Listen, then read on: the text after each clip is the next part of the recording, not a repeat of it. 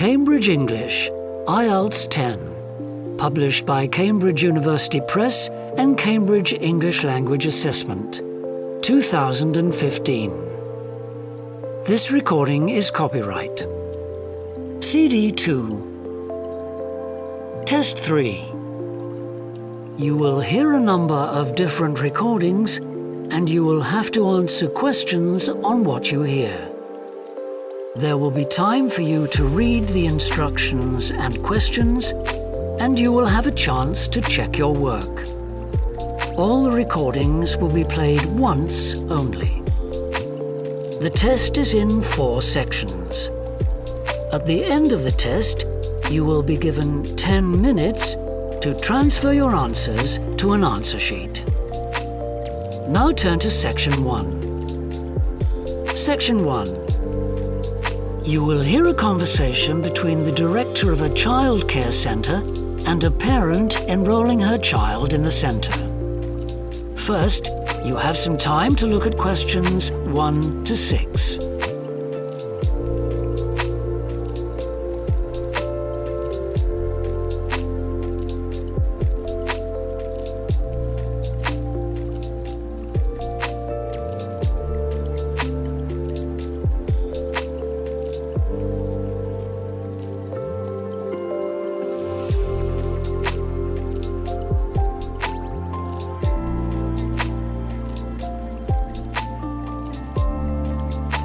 You will see that there is an example that has been done for you. On this occasion only, the conversation relating to this will be played first. Good morning. Welcome to the Early Learning Childcare Centre. How may I help you? Hi, I spoke to you last week about enrolling my daughter for next year. Oh yes, I'll just get some details from you. So, you're her mother? That's right. And can I have your name? It's Carol Smith. The parent's name is Carol Smith, so Smith has been written in the space. Now we shall begin. You should answer the questions as you listen, because you will not hear the recording a second time. Listen carefully and answer questions 1 to 6. Good morning. Welcome to the Early Learning Childcare Centre. How may I help you? Hi, I spoke to you last week about enrolling my daughter for next year. Oh yes, I'll just get some details from you. So, you're her mother? That's right. And can I have your name?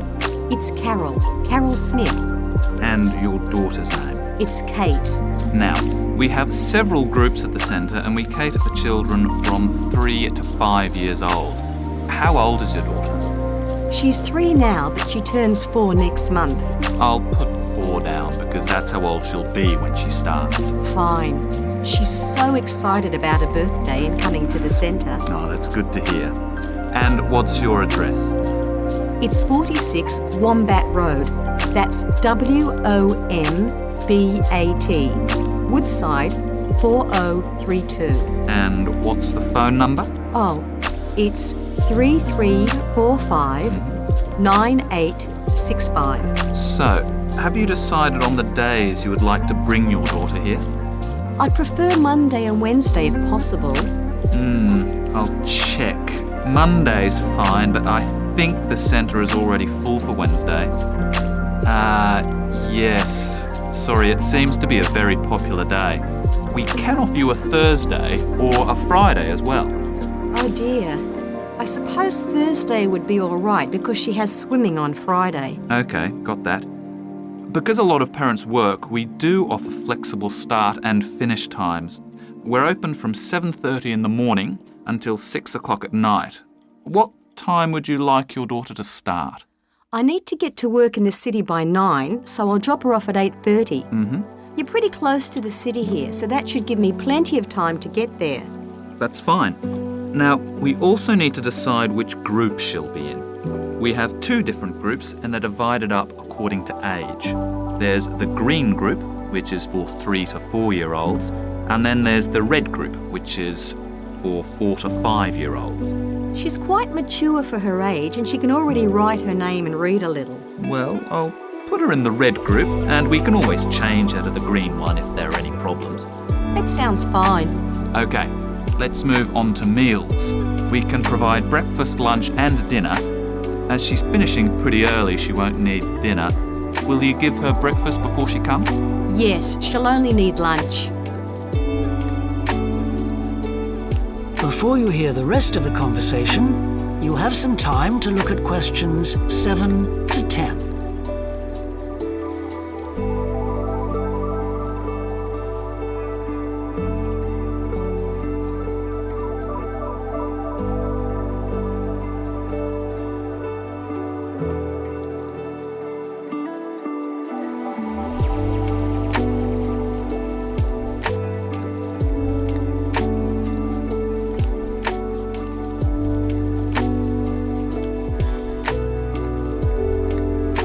Now listen and answer questions 7 to 10. Now, does she have any medical conditions we need to know about? Does she have asthma or any hearing problems, for example? No, but she does need to wear glasses. Oh, I'll make a note of that. Yeah, she's pretty good about wearing them. She can't see much without them. Right. Okay. Now, I also need emergency contact details. So what sort of information do you need? Just the name and number of a friend or family member we can contact in case we can't get hold of you at any time. Okay. That'd better be my sister, Jenny Ball. Uh-huh. That's B-A-L-L. Her phone number is 33467523. Great. So she is the child's aunt? Yes, that's right. I'll make a note of that as well. Now, is there anything you'd like to ask? What about payment? How much are the fees each term? Well, for 2 days and the hours you've chosen, that will be $450 altogether. Okay, and do I have to pay that now? No, we send out invoices once the children start at the centre. You can choose to pay at the end of each term, or we do offer a slightly discounted rate if you pay every month. Oh, I'll do that then. I find it easier to budget that way, and I'm not used to the term dates just yet. Good. It makes it a lot simpler for us as well. Well, that's everything. Would you like me to show you around the centre? That is the end of section 1. You now have half a minute to check your answers.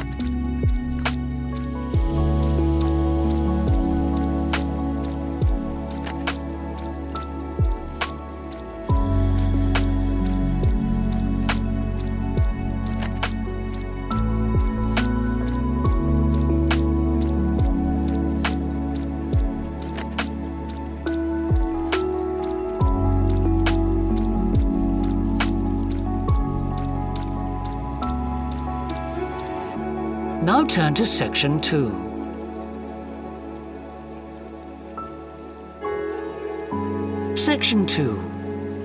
You will hear a woman called Alice Bustle talking on the radio about the Dolphin Conservation Trust, an organisation which tries to protect dolphins. First, you have some time to look at questions 11 to 15.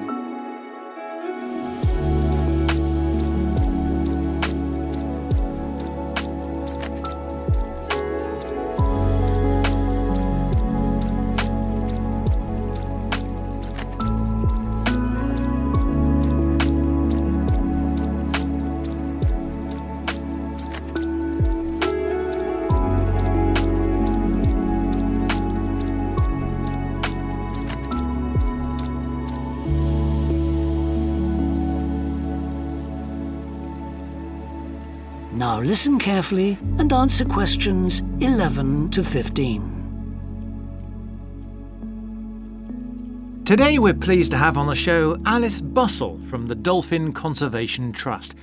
Tell us about the trust, Alice. Well, obviously its purpose is to protect dolphins in seas all around the world. It tries to raise people's awareness of the problems these marine creatures are suffering because of pollution and other threats. It started 10 years ago, and it's one of the fastest growing animal charities in the country, although it's still fairly small compared with the big players in animal protection. We're particularly proud of the work we do in education. Last year, we visited a huge number of schools in different parts of the country, going round to talk to children and young people aged from 5 to 18. In fact, about 35% of our members are children. The charity uses its money to support campaigns, for example, for changes in fishing policy and so forth.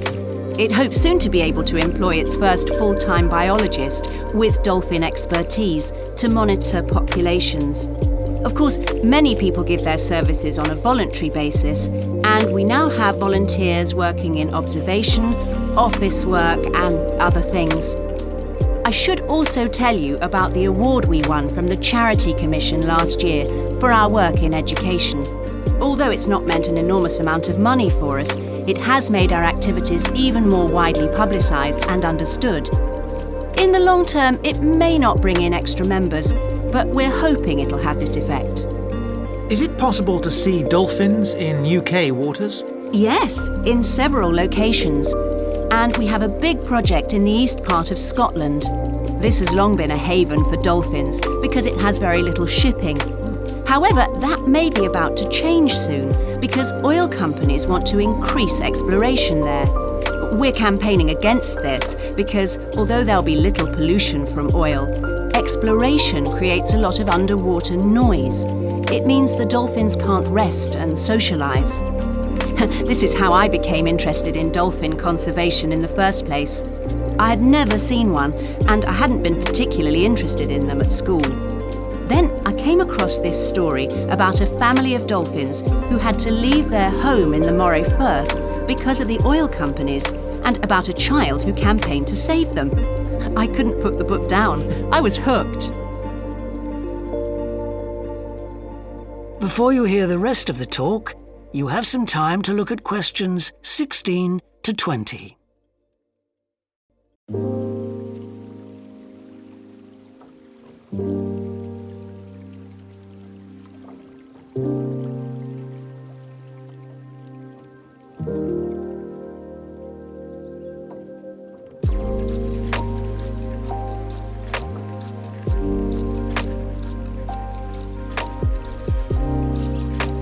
Now listen and answer questions 16 to 20.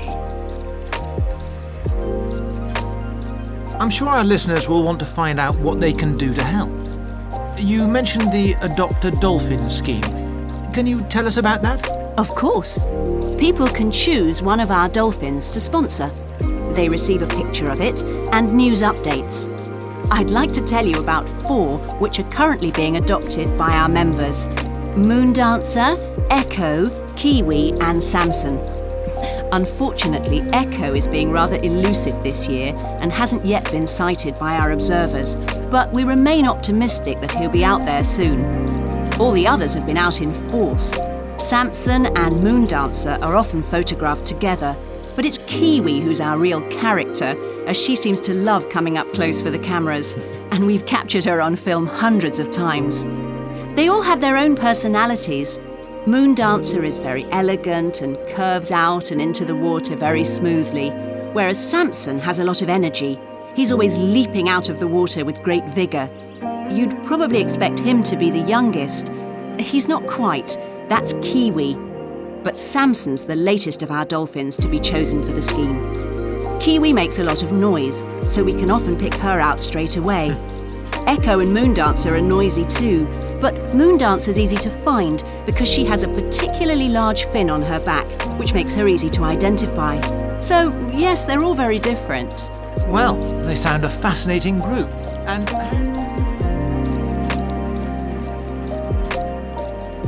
That is the end of section 2. You now have half a minute to check your answers.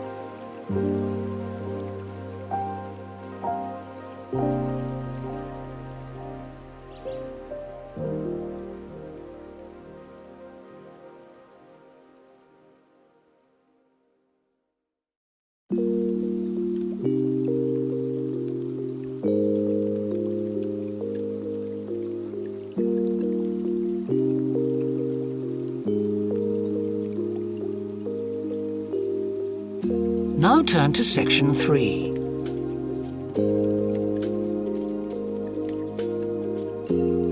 Section 3. You will hear a student called Rob, who is in the first year of a theatre studies course, talking to another student called Mia, who's in the fourth year of the same course. First, you have some time to look at questions 21 to 25.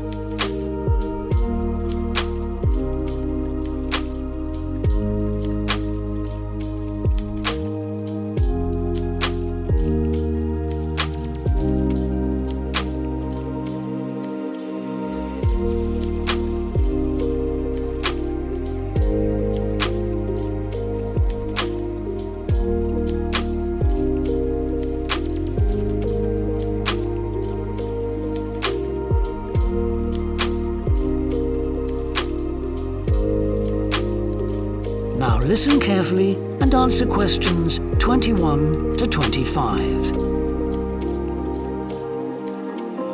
Hi, Rob. How's the course going? Oh, hi, Mia. Yeah, great. I can't believe the first term's nearly over. I saw your group's performance last night at the student theatre. It was good. Really? Yeah, but now we have to write a report on the whole thing, an in-depth analysis. I don't know where to start. Like, I have to write about the role I played, the Doctor, how I developed the character. Well, what was your starting point? My grandfather was a doctor before he retired, and I just based it on him. Okay, but how? Did you talk to him about it? He must have all sorts of stories, but he never says much about his work, even now. He has a sort of authority, though. So, how did you manage to capture that? I'd visualise what he must have been like in the past when he was sitting in his consulting room listening to his patients. Okay, so that's what you explain in your report. Right. Then there's the issue of atmosphere. So in the first scene, we needed to know how boring life was in the Doctor's village in the 1950s. So when the curtain went up on the first scene in the waiting room, there was that long silence before anyone spoke. And then people kept saying the same thing over and over, like, cold, isn't it? Yes, and everyone wore grey and brown and just sat in a row. Yes, all those details of the production. And I have to analyse how I functioned in the group, what I found out about myself. I know I was so frustrated at times when we couldn't agree. Yes. So did one person emerge as the leader? Sophia did. That was okay. She helped us work out exactly what to do for the production. And that made me feel better, I suppose. When you understood what needed doing? Yes. And Sophia did some research too. That was useful in developing our approach. Like what? Well, she found these articles from the 1950s about how relationships between children and their parents, or between the public and people like bank managers or the police, were shifting. Interesting. And did you have any practical problems to overcome? Well, in the final rehearsal, everything was going fine until the last scene. That's where the Doctor's first patient appears on stage on his own. The one in the wheelchair? Yes. And he had this really long speech with the stage all dark except for one spotlight. And then that stuck somehow. So it was shining on the wrong side of the stage. But anyway, we got that fixed, thank goodness. Yes, it was fine on the night.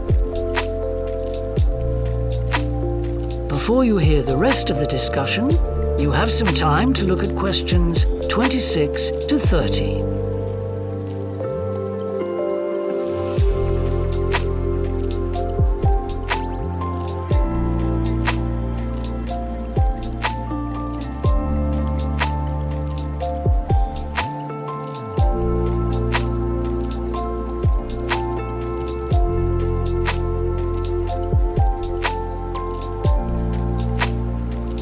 Now listen and answer questions 26 to 30. But while you're here, Mia, I wanted to ask you about the year abroad option. Would you recommend doing that? Yes, definitely. It's a fantastic chance to study in another country for a year. I think I'd like to do it, but it looks very competitive.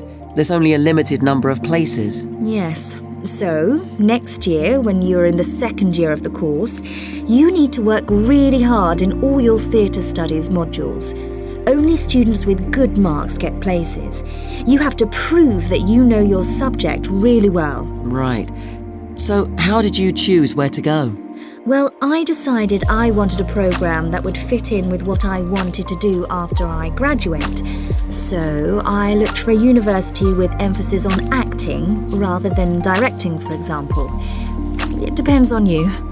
Then about 6 months before you go, you have to email the scheme coordinator with your top 3 choices. I had a friend who missed the deadline and didn't get her first choice, so you do need to get a move on at that stage. You'll find that certain places are very popular with everyone. And don't you have to write a personal statement at that stage? Yes. Right. I'll get some of the final year students to give me some tips. Maybe see if I can read what they wrote. I think that's a very good idea. I don't mind showing you what I did. And while you're abroad, don't make the mistake I made. I got so involved I forgot all about making arrangements for when I came back here for the final year. Make sure you stay in touch so they know your choices for the optional modules. You don't want to miss out doing your preferred specialisms. Right. That is the end of section 3. You now have half a minute to check your answers.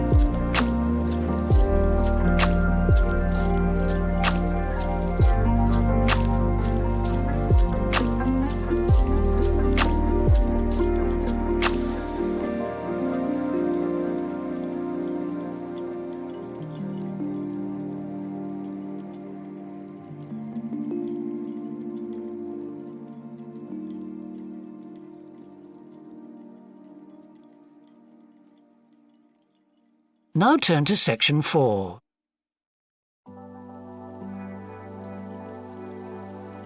Section 4. You will hear part of a lecture about leadership introducing a theory called self-regulatory focus theory. First, you have some time to look at questions 31 to 40.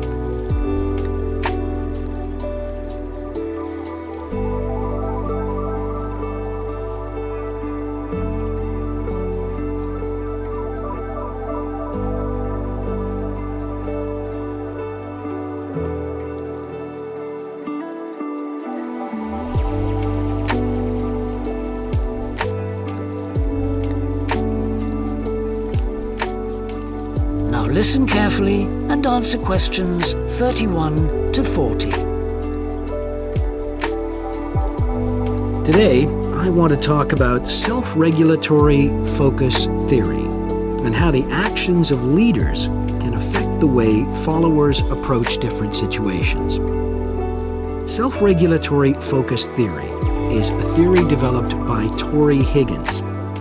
He says that a person's focus at any given time is to either approach pleasure or avoid pain.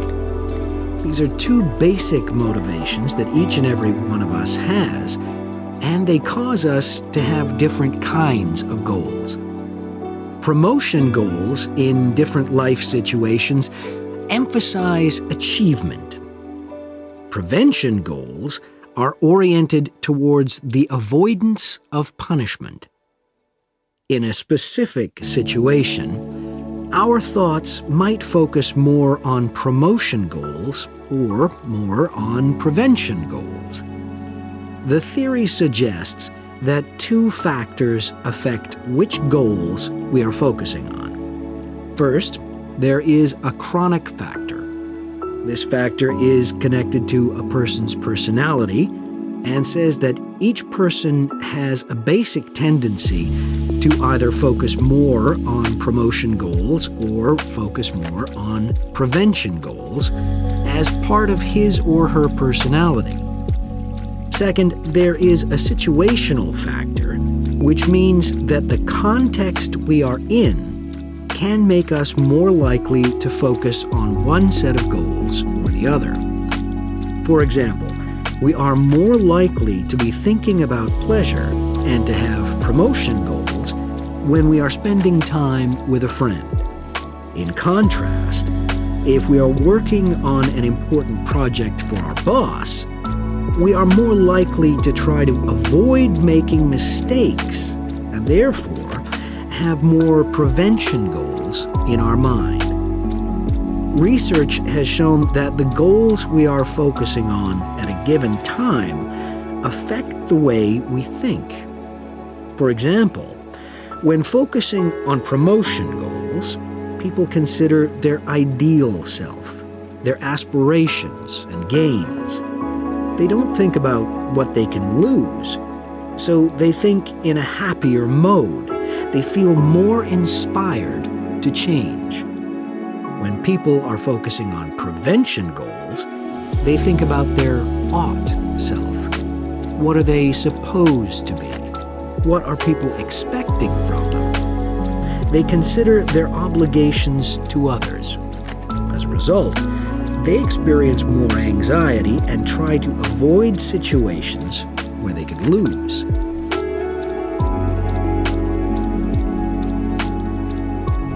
Now that I have talked about the two focuses and how they affect people, I want to look at the idea that the way leaders behave, or their style of leading, can affect the focus that followers adopt in a specific situation. In talking about leadership, we often mention transformational leaders and transactional leaders. Transformational leaders, when interacting with their followers, focus on their development. In their words and actions, transformational leaders highlight change. Their speech is passionate and conveys a definitive vision. All of these things can encourage followers to think about what could be. In other words, they inspire a promotion focus in their followers. In contrast, transactional leaders focus on developing clear structures that tell their followers exactly what is expected of them. While they do explain the rewards people will get for following orders, they emphasize more how a follower will be punished, or that a follower won't get rewarded if his or her behavior doesn't change. In short, they emphasize the consequences of making a mistake. This emphasis will clearly lead followers to focus on avoiding punishment and problems. This is clearly a prevention focus.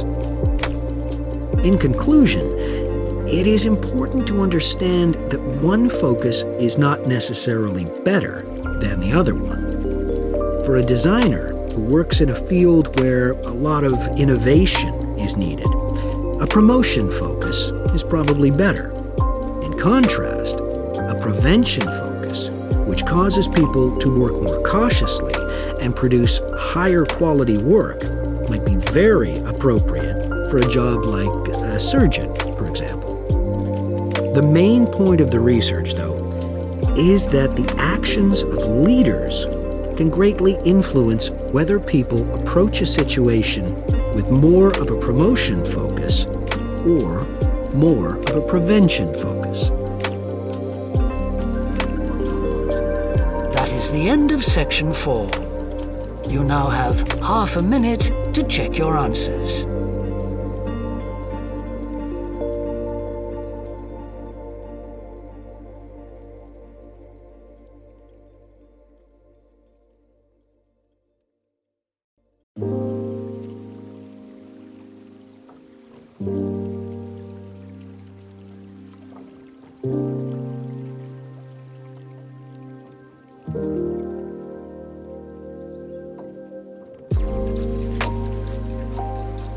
That is the end of the listening test. In the IELTS test, you would now have 10 minutes to transfer your answers to the answer sheet. Test 4. You will hear a number of different recordings and you will have to answer questions on what you hear. There will be time for you to read the instructions and questions, and you will have a chance to check your work. All the recordings will be played once only. The test is in 4 sections. At the end of the test, you will be given 10 minutes to transfer your answers to an answer sheet. Now turn to Section 1. Section 1. You will hear a customer phoning a builder to discuss some work she would like him to do on her home. First, you have some time to look at questions 1 to 6.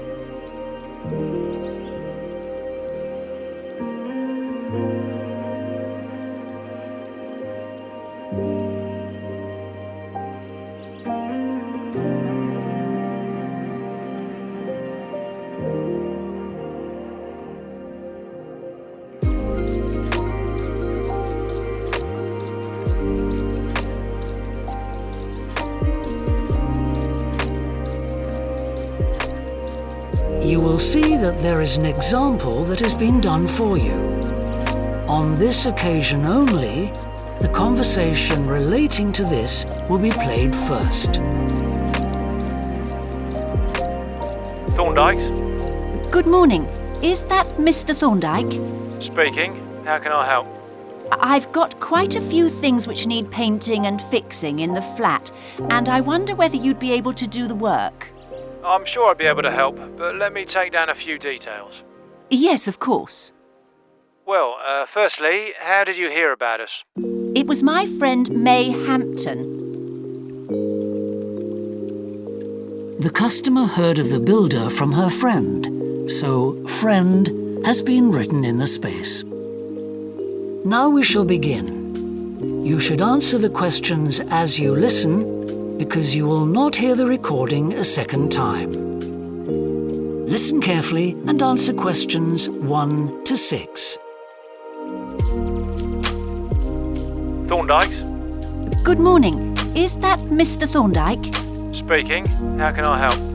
I've got quite a few things which need painting and fixing in the flat, and I wonder whether you'd be able to do the work. I'm sure I'd be able to help, but let me take down a few details. Yes, of course. Well, firstly, how did you hear about us? It was my friend May Hampton. You did some excellent work for her a couple of years ago. Do you remember? Oh, yes. That was in West Park Flats. Lovely lady. Yes, she is. And what's your name, please? It's Edith Pargeter. Edith. Can you spell your surname, please? It's P-A-R-G-E-T-T-E-R. Double T, right. And do you live in West Park Flats as well? No, actually, it's East Park, flat 4. Oh, right. That's over the road, I seem to remember. Quite difficult to get to. Yes, it's at the back of the library. Right, I know. And what's your phone number? 875-934. But I'm out a great deal in the afternoons and evenings. So, would the best time to ring you be in the morning? Yes. Fine, I've made a note of that. Can I just ask, I'll be in a van, and I know parking's rather difficult around your flat. Where would you recommend? Well, I always tell people in larger vehicles to park by the post box on the other side of the road from the entrance. Good, thanks. And will you be able to give me a full itemised quote? Oh, yes, I'll list all the jobs separately with individual prices. That'd be a great help. No problem. Before you hear the rest of the conversation, you have some time to look at questions 7 to 10.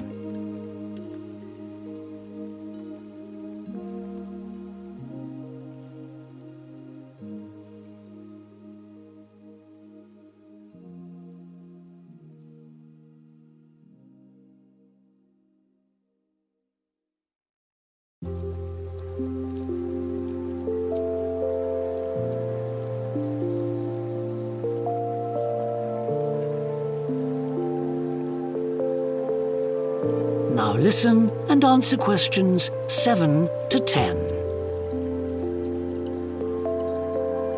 Now, what would you like me to do? Firstly, and most urgently, is in the kitchen.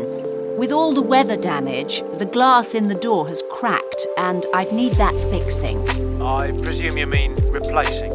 Oh, yes, and as soon as possible. What I'll do is come round tomorrow morning and do that immediately. Oh, thank you so much.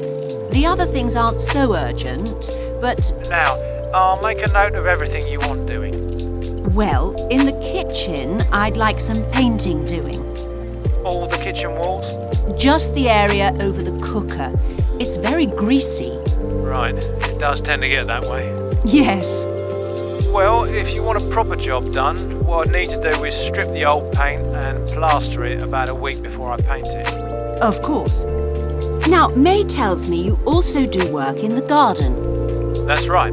Well, I'd like you to replace a fence. Just one? Yes, at the far end. Fine, shouldn't be a problem. And that's the lot. Fine. Yeah, as I say, I can come round tomorrow morning to look over things with you. Well, that's great, thank you. So, I look forward to seeing you tomorrow. That is the end of section 1. You now have half a minute to check your answers.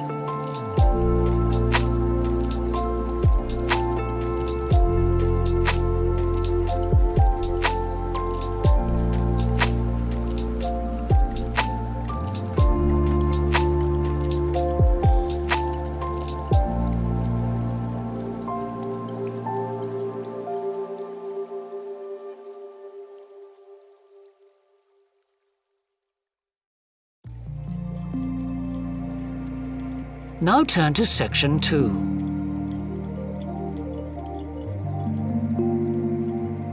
Section 2. You will hear a recorded talk giving an introduction to the historical theme park of Manham Riverport in England.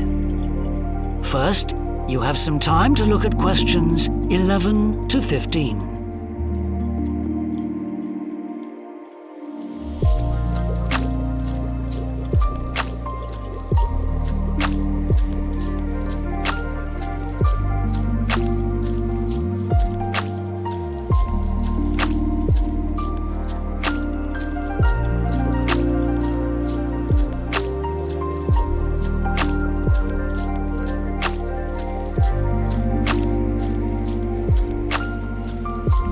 Listen carefully and answer questions 11 to 15. Welcome to Manham Port, where 1,000 years of history are brought to life. All the family can enjoy a day out at Manham, visit our copper mine, see models of the machinery it used, have your photo taken in 19th century costume, experience at first hand how people lived at different stages throughout history, and especially how children studied, worked and played. The port of Manham is located in beautiful and peaceful countryside, on a bend in the great River Avon, and developed here because it's the highest navigable point of the Avon. Boats can go no higher up this river, and proved a handy place to load and unload cargo to and from the sea, which is over 23 miles away. A small port was already established here when, about 900 years ago, tin was discovered nearby, though it wasn't until the Industrial Revolution, when a tremendous need for metals of all kinds developed, that Manham expanded to become one of the busiest ports in the country. And because it was already so busy, prospectors began to look for other minerals, and by the end of the 19th century, lead, copper, manganese and arsenic were added to the cargoes leaving Manham.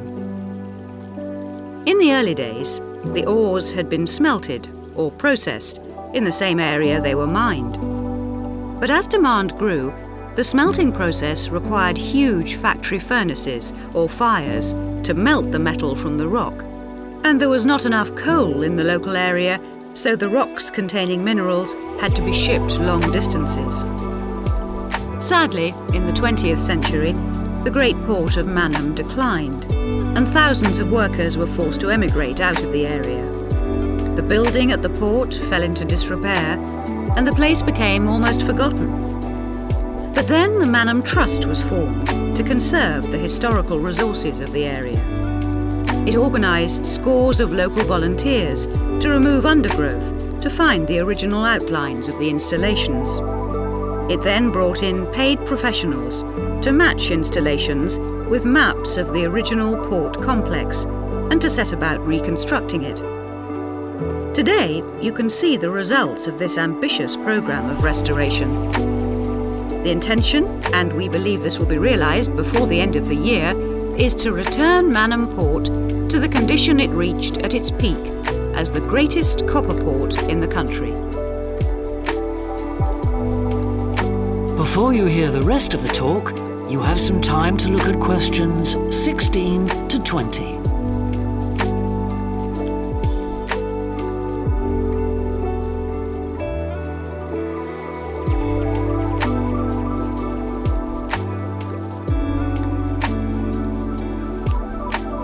Now listen and answer questions 16 to 20. But what can you do and see on your visit today?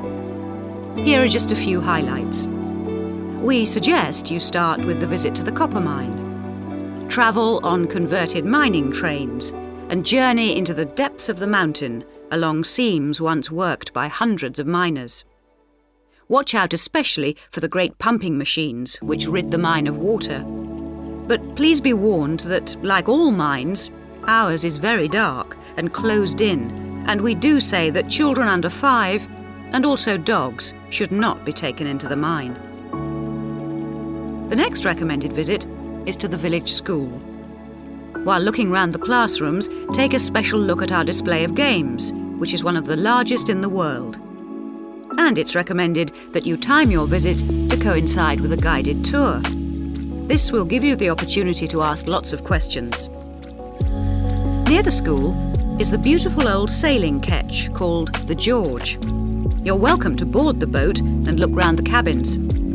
Look out for the ship's wheel, which was missing until only 5 years ago when it was dredged out of the silt by a local fisherman. We have no idea how it got there, but it's been polished and proudly restored to its original place on the boat. Please take care going down the ladders if you wish to visit the lower deck. We don't recommend you allow young children to use them. So we hope you have a memorable visit to Mannum Port, and will tell your friends all about us. That is the end of section 2. You now have half a minute to check your answers.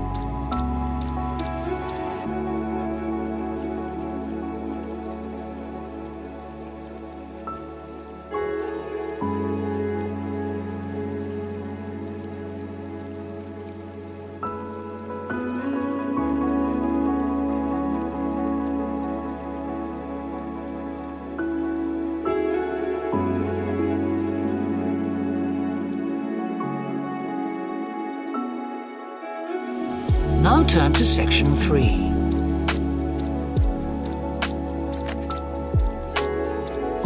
Section 3. You will hear 2 psychology students called Tim and Laura talking about Laura's work placement. First, you have some time to look at questions 21 to 24.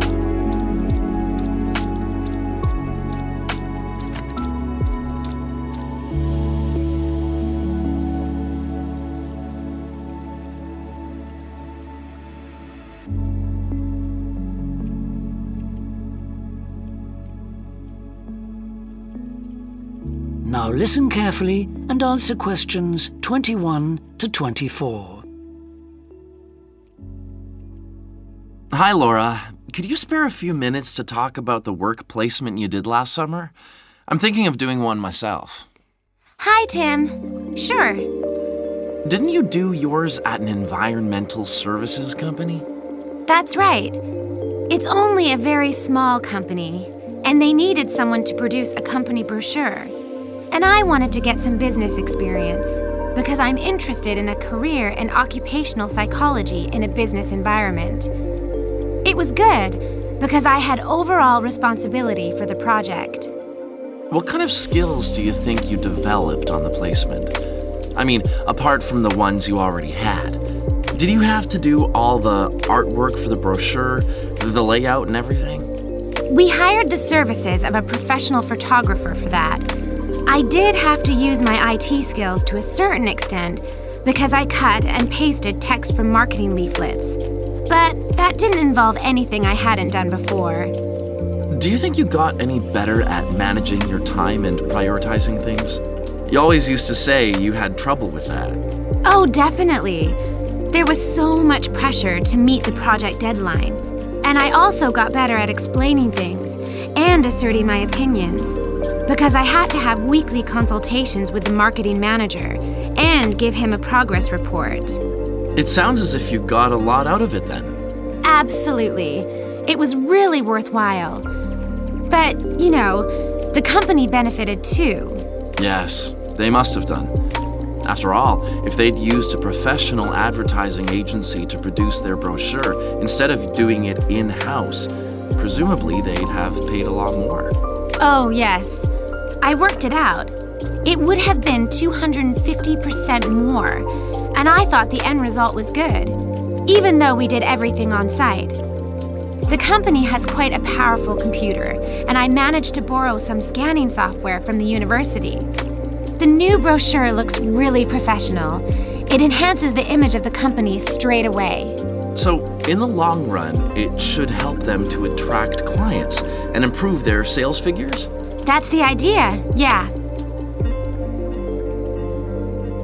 Before you hear the rest of the discussion, you have some time to look at questions 25 to 30.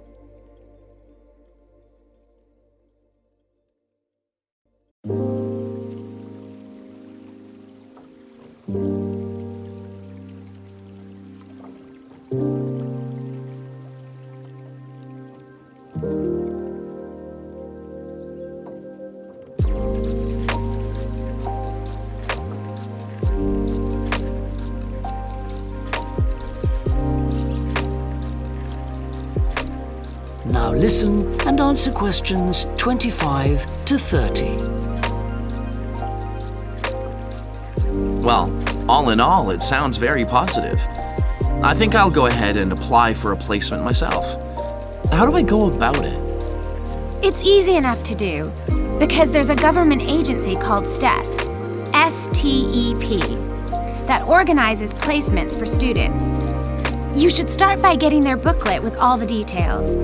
I expect you can download one from their website. Actually, they've got copies in the psychology department. I've seen them there. I'll just go to the office and pick one up. Right. And then, if I were you, after I'd looked at it, I'd go over all the options with someone. I suppose I should ask my tutor's advice. He knows more about me than anyone. One of the career officers would be better. They've got more knowledge about the jobs market than your personal tutor would have. Okay. And then, when you know what you want, you can register with STEP. You'll find their address in the booklet. And once you've registered, they assign you to a mentor who looks after your application. And then I suppose you just sit back and wait till you hear something? They told me at the careers office that it's best to be proactive and get updates yourself by checking the website for new placement alerts. Your mentor is supposed to keep you informed, but you can't rely on that. I don't suppose it's a good idea to get in touch with companies directly, is it? Not really. But it is the company who notifies you if they want you to go for an interview. You get a letter of invitation or an email from personnel department. And do I reply directly to them? Yes, you do. STEP only gets involved again once you've been made a job offer. Right. So once you've had an interview, you should let your mentor know what the outcome is?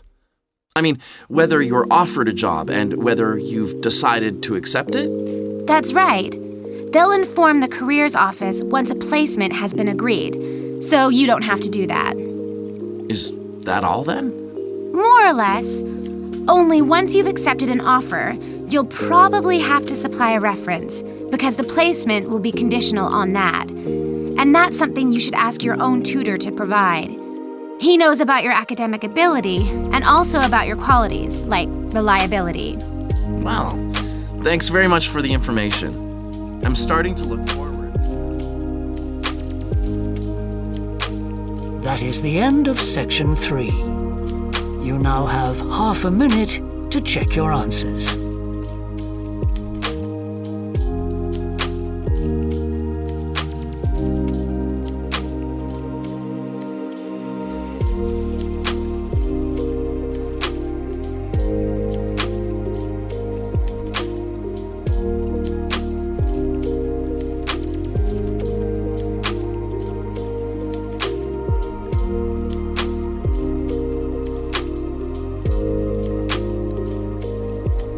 Now turn to section 4.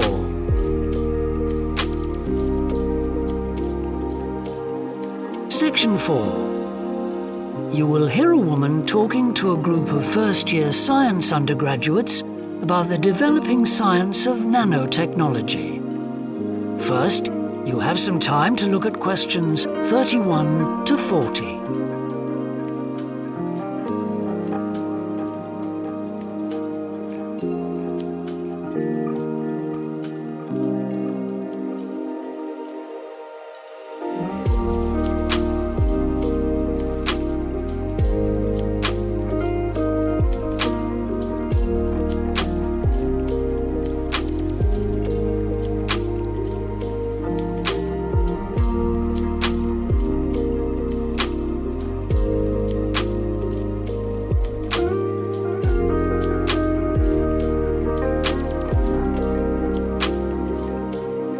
Now listen carefully and answer questions 31 to 40.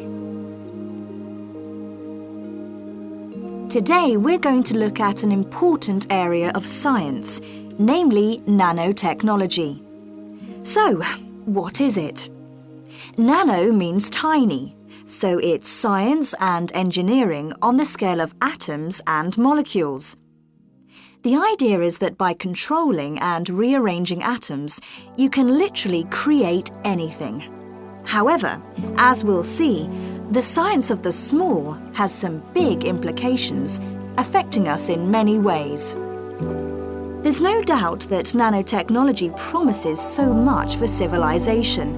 However, all new technologies have their teething problems. And with nanotechnology, society often gets the wrong idea about its capabilities. Numerous science fiction books and movies have raised people's fears about nanotechnology, with scenarios such as inserting little nanorobots into your body that monitor everything you do without you realizing it, or self-replicating nanorobots that eventually take over the world. So, how do we safeguard such a potentially powerful technology? Some scientists recommend that nanoparticles be treated as new chemicals, with separate safety tests and clear labelling. They believe that greater care should also be taken with nanoparticles in laboratories and factories. Others have called for a withdrawal of new nanoproducts, such as cosmetics, and a temporary halt to many kinds of nanotech research. But as far as I'm concerned, there's a need to plough ahead with the discoveries and applications of nanotechnology. I really believe that most scientists would welcome a way to guard against unethical uses of such technology. We can't go around thinking that all innovation is bad, all advancement is bad. As with the debate about any new technology, it is how you use it that's important. So, let's look at some of its possible uses.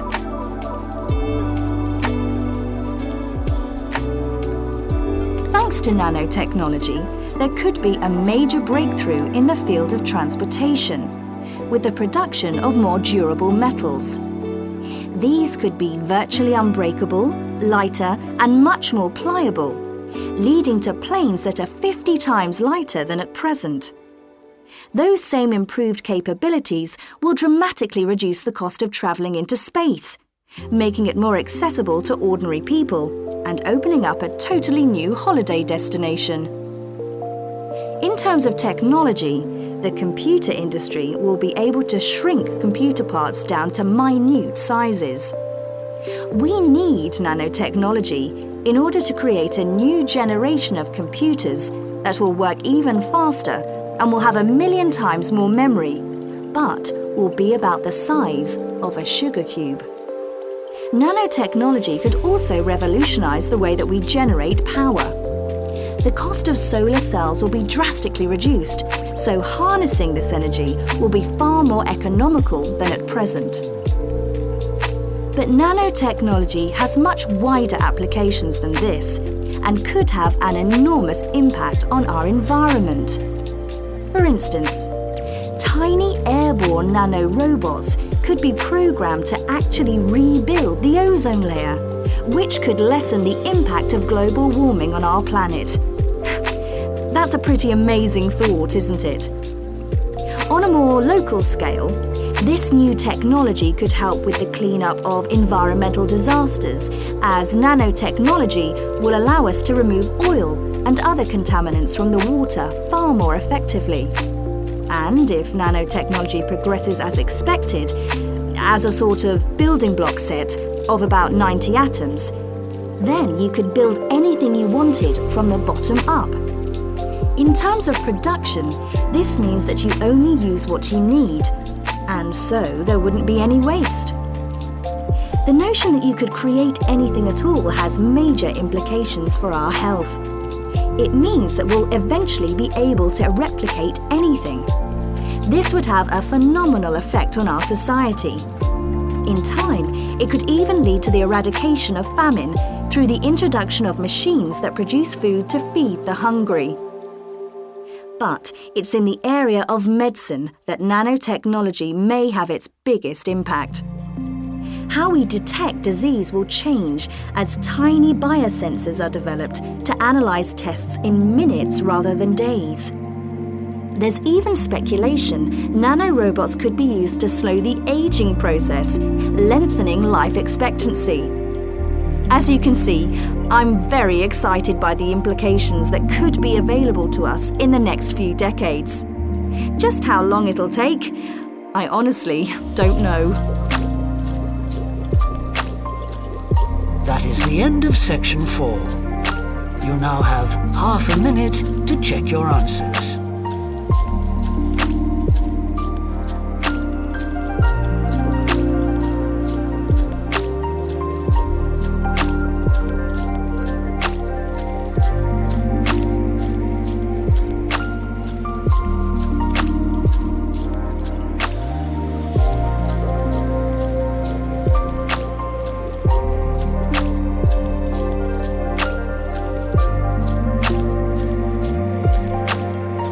That is the end of the listening test. In the IELTS test, you would now have 10 minutes to transfer your answers to the answer sheet.